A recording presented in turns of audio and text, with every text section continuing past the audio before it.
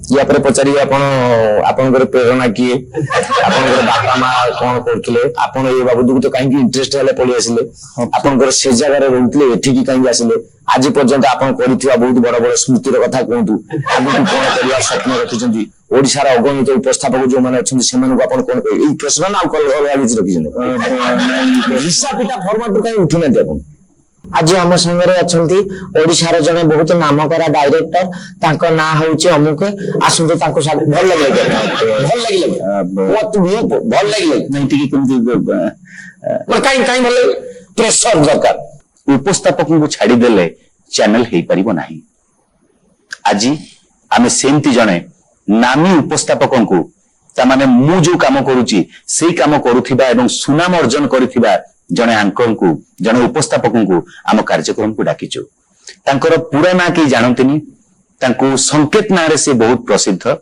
तबे आसंतु संकेत बाबू को आम कार्यक्रम को स्वागत करिबा संकेत बाबू आपन को आम कार्यक्रम एक्सक्यूज मी को स्वागत नमस्कार समस्त को मो तरफ भी अभिनंदन आपन को बहुत कार्यक्रम मु तथा हम समस्त एंकर देखिचु हमर कर्मकर्ता मान देखिचु मु मध्ये आपन को गोटे फैन तबे आज आपन को डाकिचु ए एंकरिंग बा उपस्थापक मानक विषय रे आउ टिके डिटेल जानिबा पई एवं हमर ओडिसा रा दर्शक मान को जणिया पई तबे प्रथम प्रश्न तो चिराचरित जे आपन एंकरिंग को केमिति आसिले काहे की इच्छा कले एठिके आसीबा को पाठ पढ़ा समय कॉलेज रे जेते मोर एजुकेशन करियर चलथिला सेते जे मते हमर जो कॉलेज रे विभिन्न प्रकार कार्यक्रम हुए कौन गोटे फंक्शन है कि कौन है मत समस्ते कहते तू टिके कह कारण तो कहबार शैलीटा भल लगे आउ तू एकदम परफेक्टली जहाँ को जो जिनस देकी जिमिति जीवा कथा जो लेक्चर्स बसिचंती तांको किमिति प्रेस्टीज प्रिंसिपल बसिचंती तांको किमिति पिला जगह किमिति कंडक्ट करियो कॉलेज पिला बारुना पिला तांको किमिति हैंडल कले से माने कंट्रोल रे रहइबो या पर कोन हेबो कार्यक्रम ई सब जिनसटा को भारी डिसिप्लिन वे एवं सेमान को पसंद होला भलिया बाटरे करि परथली तो जदि पाठ पढ़ा समय से जिनसटा थिला तापर मु जेतबे मोर फील्ड टा को बाछि देली भुवनेश्वर रे मु फ्यूचर टा तैयारी करबी तो एठी आसिला पर जेतबे देखली ए जिनसटा रे मु चेष्टा करे मु चेष्टा करली एवं गोटे परफेक्ट जगह आसिक पहुंची जाइछि बोली भाबुछि पण आगु को तापर बहुत कथा बाकी अछि टीवी मीडिया को आसिया पूर्व आपन कोन से मंच रे आपन उपस्थापक भाबे काम करछंती अनेक जगह करछि कॉलेज रे करछि मु कहल जोटा तापर क्लब हमर जो क्लब अछि से क्लब रे विभिन्न कार्यक्रम रे मु कहउतली तो कथा कहू कहू मु एंकरिंग पई आसीबा पई चेष्टा कली आपन जने भलो उपस्थापक तो मु उपस्थापक हिसाब रे आपन को गोटे विशेष प्रश्न पचारिबी जने उपस्थापक रो क्वालिटी कोन होबा दरकार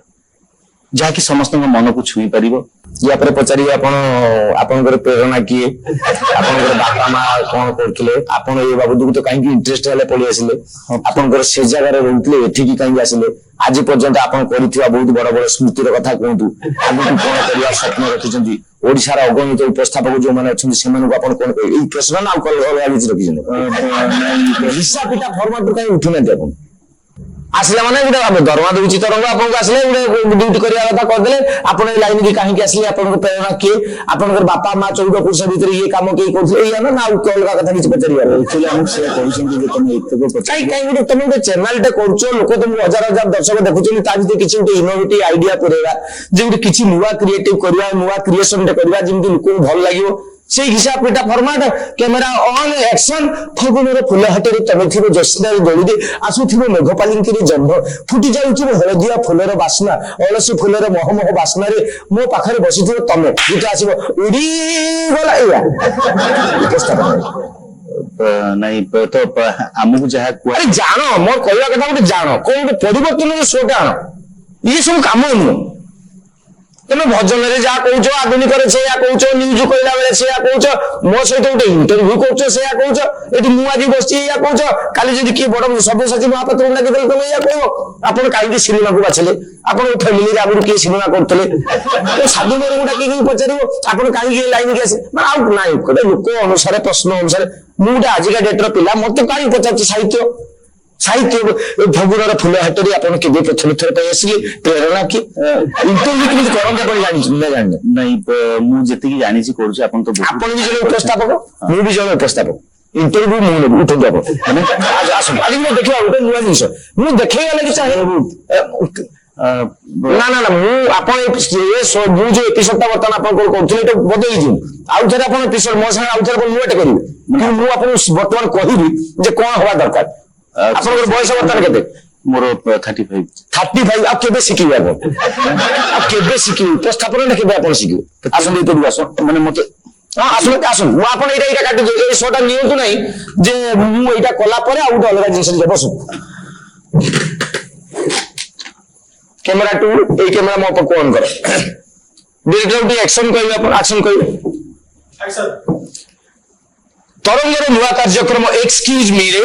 ମୁଁ ସଂକେତ ଆପଣମାନଙ୍କୁ ଅଭିନନ୍ଦନ ଜଣାଉଛି ଏବଂ ଅଭିନନ୍ଦନ ଜଣାଉଛି ଓଡ଼ିଶାର ଅଗଣିତ ଦର୍ଶକ ମାନଙ୍କୁ ଯେଉଁମାନେ ପସନ୍ଦ କରିଛନ୍ତି ଆମର କାର୍ଯ୍ୟକ୍ରମ ଏକ୍ସକ୍ୟୁଜ ମି ପ୍ଲିଜ। ଆଜି ମୋ ସହିତ ଅଛନ୍ତି ଓଡ଼ିଶାର ଜଣେ ଖୁବ୍ ସୁନାମଧନ୍ୟ ନାମକରା ଉପସ୍ଥାପକ ଯାହାକୁ ଆପଣମାନେ କହନ୍ତି ଆଙ୍କର ସେ ହେଉଛନ୍ତି ଆପଣଙ୍କ ନାଁ ଭକ୍ତି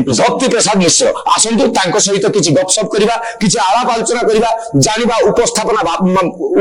ବାବଦକୁ ଏଇ ଗଣମାଧ୍ୟମରେ ତାଙ୍କର ଭୂମିକା କଣ ଏବଂ ସେ କଣ କରିବା ଲାଗି ଚାହାନ୍ତି କଣ କରୁଥିଲେ କିମ୍ବା ତାଙ୍କର ଭବିଷ୍ୟତର ସ୍ୱପ୍ନ କଣ ଏହି ବାବଦକୁ ଆଲୋଚନା କରିବା। ଷ୍ଟୁଡିଓକୁ ସ୍ୱାଗତ କରୁଛି ଉପସ୍ଥାପକ ଭକ୍ତି ପ୍ରସାଦ ମିଶ୍ର। ଭକ୍ତି ବାବୁ ଆମର ତରଙ୍ଗର ଷ୍ଟୁଡିଓ ଏବଂ କାର୍ଯ୍ୟକ୍ରମ ଏକ୍ସକ୍ୟୁଜ ମି ରେ ଆପଣଙ୍କୁ ମୁଁ ସଂକେତ ଅଭିନନ୍ଦନ ଜଣାଉଛି। ନମସ୍କାର। ଚିରାଚରିତ ଢଙ୍ଗରେ ଗୋଟେ ଗପସପ ନ କରିକି ଆପଣଙ୍କୁ ମୁଁ ପଚାରିବିନି ଯେ ଆପଣ ଏଇ ଲାଇନକୁ କାହିଁକି ଆସିଲେ କଣ କରିଛନ୍ତି କଣ ନାହିଁ। ମୁଁ ଆପଣଙ୍କୁ ବର୍ତ୍ତମାନ ଆପଣଙ୍କ ସହିତ କିଛି ଅନ୍ତରଙ୍ଗ ମୁହୂର୍ତ୍ତର କଥା କହିବି ଯେ ଆପଣ କେତେ ପାରିବାର କେତେ କରିଛନ୍ତି ଜଣେ ଉପସ୍ଥାପକ ହବା ପାଇଁ ଯୋଉ ଯୋଉ ଗୁଣ ସବୁ ଥିବା ଦରକାର। ଆଜି ଜଣେ ଉପସ୍ଥାପକ ସହିତ ମୁଁ ଇଣ୍ଟରଭ୍ୟୁ ନେଉଛି। ମୁଁ ନଉନି ଜଣେ ଭାଷାବିତଙ୍କର ମୁଁ ନଉନି ଜଣେ ସାହିତ୍ୟିକଙ୍କର ମୁଁ ନଉନି ଜଣେ ସିନେମା ଆକ୍ଟରଙ୍କର କିମ୍ବା ଜଣେ ସୋସିଆଲ ୱାର୍କରର ମୁଁ ନଉନି। ତେବେ ଆପଣ କୁହନ୍ତୁ ଆପଣଙ୍କ ନଜରରେ ପ୍ରେମ କଣ? ଆପଣ ମୋର ବିଧିବଦ୍ଧ ଭାବରେ ଇଣ୍ଟରଭ୍ୟୁ ନେବେ ନା? ବର୍ତ୍ତମାନ ମୁଁ ନେଉଛି ହଁ ଚାଲନ୍ତୁ ଗୋଟେ କଥା ପଚାରିବାର ଥିଲା ମାନେ ଯେହେତୁ କାର୍ଯ୍ୟକ୍ରମର ମୁଁ ସଞ୍ଚାଳକ ଏଇ ଯୋଉ ଆପଣ ଏତେ ଜୋରରେ କହିଲେ ପାର୍ଟି କରି କହିଲେ କେତେବେଳେ ବି ଆମ ଆଗରେ ସିନିୟର ଲୋକ ବସନ୍ତି ଯୋଉମାନେ ତାଙ୍କ ସାମ୍ନାରେ ଏତେ କିଛି ସମ୍ପର୍କ ନାହିଁ କିଛି ସମ୍ପର୍କ ନାହିଁ। ଆପଣଙ୍କର ବଡ କଥାଟା ହଉଛି ଆପଣଙ୍କର ଉପସ୍ଥାପନା ଯୋଉଟା ଆପଣ କରୁଛନ୍ତି ସେଇଟା ଲୋକଙ୍କ ପାଖରେ ଠିକରେ ପହଞ୍ଚିବା ଦରକାର। ମୁଁ କହିବି ଆଜି ଆମ ସାଙ୍ଗରେ ଅଛନ୍ତି ଓଡ଼ିଶାର ଜଣେ ବହୁତ ନାମକରା ଡାଇରେକ୍ଟର ତାଙ୍କ ନାଁ ହଉଛି ଅମୁକ। ଆସନ୍ତୁ ତାଙ୍କୁ ଭଲ ଲାଗିଲା ଭଲ ଲାଗିଲା ଭଲ ଲାଗିଲା ନାଇଁ ଟିକେ କେମିତି କାହିଁ କାହିଁ ଭଲ ଲାଗିଲା ପ୍ରେସର ଦରକାର ପ୍ରେସର ଦରକାର। ଆପଣ ଯୋଉ ଶବ୍ଦ ଗୁଡା ପାଟିରୁ ବାହାର କରୁଛନ୍ତି ସେଟା ଢୋ ଢୋଇକି ବାଜିବା ଦରକାର। ଇଏ ଶବ୍ଦ ସବୁ ଲୋକଙ୍କର କାନରେ ନ ବାଜିକି କଲିଜାରେ ବାଜିବା ଦରକାର। ତାହେଲେ ଯାଇକି ଲୋକ କହିବେ ହଁ ଇଏ ଗୋଟେ କଣ କହୁଛି ଆରେ ଦେଖ ମୁଁ କହିବି ଆପଣ ଲୋକ ଚାହିଁବେ ଦେଖରେ କଣ ଚାହିଁବେ ଆଉ ଗୋଟେ କଥା ମୁଁ ଛାଡି ଯାଉଛି ପ୍ରୋଗ୍ରାମ ଡାଇରେକ୍ଟର ପ୍ରୋଗ୍ରାମ ପ୍ରୋଡ୍ୟୁସର କହିଲେଣି ବ୍ରେକ୍ ନବା ପାଇଁ ବ୍ରେକ୍ ନେଲେ ଆପଣ କେମିତି ନେବେ? ଉପସ୍ଥାପକ ଭକ୍ତି ପ୍ରସାଦ ମିଶ୍ରଙ୍କ ସହିତ ପୁଣି ଆଗକୁ ଆଳାପ ଆଲୋଚନା ଏମିତି ଜାରି ରହିବ ନେଇଯିବା ଗୋଟେ କମର୍ସିଆଲ ବ୍ରେକ୍। କେମିତି ଲାଗିଲା? ନାଇଁ ଆପଣ ତ ବହୁତ ପ୍ରୋଗ୍ରାମ କରୁଛନ୍ତି ଆପଣଙ୍କର ଆପଣ ପୁରା 35 ବର୍ଷ ଆପଣଙ୍କର ମାନେ ମୋ ଠାରୁ ମିନିମମ୍ ଆପଣଙ୍କର 5-6 ବର୍ଷର ଏକ୍ସପିରିଏନ୍ସ। ମୁଁ କହିବି 2 ବର୍ଷ ହବ ଏଇ ଲାଇନ୍ ଯାଉଛି। ମୁଁ ଆପଣଙ୍କୁ କଣ କହିବି ମୋର କହିବାର କଥାଟା ସବୁବେଳେ ଯୁଗ ଉପଯୋଗୀ ହୁଅନ୍ତୁ। ଯୋଉ ଗୁଲଜାର ଥରେ ଲେଖିଥିଲେ କବି କବି मेरे दिल में ये ख्याल आता है ସିଏ ଲେଖୁଛନ୍ତି ଦିନ ସେ ସିନେମାରେ ଚଲ ଛଇଆ ଛଇଆ କାହିଁକି ଲେଖିଲେ ସେ କାହିଁକି ଲେଖିଲେ? ଯୋଉ ଅକ୍ଷୟ ମହାନ୍ତି କରିକି ଯାଇଥିଲେ ପୁଣ୍ୟର ନଦୀରେ ପାପର ତରୁଗାଳେ ହେଫ ଗୁଣ ତମେ ଗଲା ପରେ ଅନେକ ଯାତନା ଏଠି ଲାଷ୍ଟ ଟାଇମରେ ସିଏ ବି ବହୁତ ମାନେ ଆଜିକା ଯୁଗକୁ ଲକ୍ଷ୍ୟ କରି ବାଳୁଙ୍ଗା ପକାଇବା ପାଇଁ କିଛି ମାନେ ଏଇ ଯୋଉ ଆଜିକାଲି ଚୁଟକୁଲା ଚାଲୁ ଭିତରେ ବି କରୁଛନ୍ତି କାହିଁକି କଲେ? ସେ ଗୋଟେ କଳାକାର ସେ ଉପସ୍ଥାପକଟା ହଉ ଗାୟକଟା ହଉ କି ଅଭିନେତାଟା ହଉ ସେତେ ଦିନ ପର୍ଯ୍ୟନ୍ତ ଲୋକଙ୍କ ପାଖରେ ବଞ୍ଚିକି ରହିବ ଯେତେ ଦିନ ପର୍ଯ୍ୟନ୍ତ ତାଙ୍କ ମନ ଜାଣିକି ସେ କାମ କରୁଥିବ। ନହେଲେ ତମେ ଉଠ ଆଉ ଜଣେ ନୂଆ ଆସିବ।